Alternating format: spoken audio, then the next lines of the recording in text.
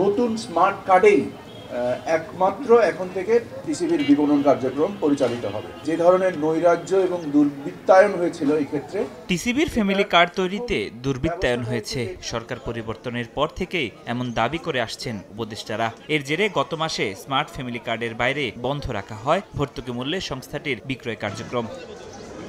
এদিকে যতগুলো family card smart করা হয়েছে সেগুলো বিতরণেও দেখা দিয়েছে ধীরগতি, যার কারণে বঞ্চিত হচ্ছেন সুবিধাভোগীরা। নতুন কার্ডের মাল শুরু হবে জানুয়ারি মাসের থেকে, কিন্তু এখন আমার কার্ড আমি পাই নাই, আমারও ফোন দেয় নাই। আমরা তো এটার উপরে ভরসা করে থাকি, তারপরে এই কার্ড দিয়ে প্রত্যেকবার মাল নিতেছি, এবার নতুন করে ঝামেলা হয়ে গেছে। কি এর মেসেজ যাইবো তারপরে দিব। যেহেতু স্মার্ট কার্ড হচ্ছে এই পর্যন্ত স্মার্ট কার্ডের এরকম আসলে কার্ডদারি পাওয়া যাচ্ছে না। টিসিবির তথ্য বলছে ঢাকার 2 সিটি কর্পোরেশন উত্তর দক্ষিণের জন্য বরাদ্দ রয়েছে 13,08,135টি স্মার্ট ফ্যামিলি কার্ড। এর মধ্যে গেল 5 ফেব্রুয়ারি পর্যন্ত তৈরি হয়েছে 6,57,328টি। প্রতিটি কার্ড তৈরিতে 19 টাকা করে, মোট খরচ 1,24,89,000 টাকা। বিশাল খরচে এসব কার্ডের মধ্যে সক্রিয় বা পণ্য কেনার উপযোগী হয়েছে মাত্র 18% কার্ড। এর মধ্যে আবার উত্তর সিটি কর্পোরেশনের অঞ্চল 4 ও 5 এর 16টি ওয়ার্ডের 1,04,505টি কার্ডের মধ্যে সক্রিয় হয়েছে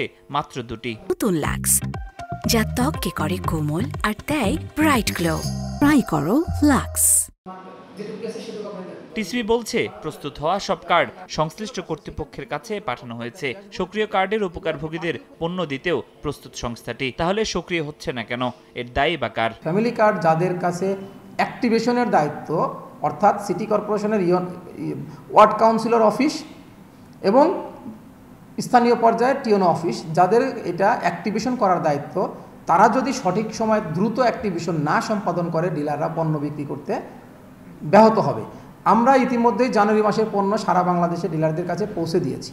টিসিবি স্মার্ট ফ্যামিলি কার্ড সক্রিয় করা যাদের দায়িত্ব সেই কর্তারা বলছেন জনবল সংকটের কারণে নিম্ন আয়ের মানুষকে সরকারের দেয়া সুবিধা পৌঁছে দিতে পারছেন না তারা। ওইটা 8,000 কার্ড আর জন্মমৃত্যু নিবন্ধনের অগ্রাধিকার, ওইটাও অগ্রাধিকার, কিন্তু আমার একজন লোক দেন অথবা একটা কম্পিউটার দেন। অন্যান্য যারা পারছে তারা কেন করতেছে না, এই প্রশ্ন আমারও, এবং তাদেরকে আমি বলবো যে তারাও যেন এই কাজগুলো অন্য কাজের পাশাপাশি করে। এদিকে সরকার পরিবর্তনের পর থেকেই টিসিবির ভুয়া সুবিধাভোগী বাদ দিতে তৎপর বাণিজ্য মন্ত্রণালয়। এ অবস্থায় সুবিধাভোগী নির্বাচনে সরকারকে কার্যকরী রোল মডেল তৈরির তাগিদ দিচ্ছেন অর্থনীতিবিদরা। একটা প্রসেস তাদেরকে বের করে নিয়ে আসা উচিত যে এই প্রক্রিয়ার মাধ্যমে যদি আমরা করি তাহলে এই জায়গাতে ভবিষ্যতেও আপনার দুর্নীতি করা সম্ভব না বা রাজনৈতিক বা স্বজনপ্রীতির হওয়ার সম্ভাবনা নাই। কোন উপকারভোগী যেই দলেরই, যেই মতেরই, যেই ধর্মের, যেই বর্ণেরই হোক না কেন, পাওয়ার জন্য নির্বাচিত যোগ্য ব্যক্তি হন,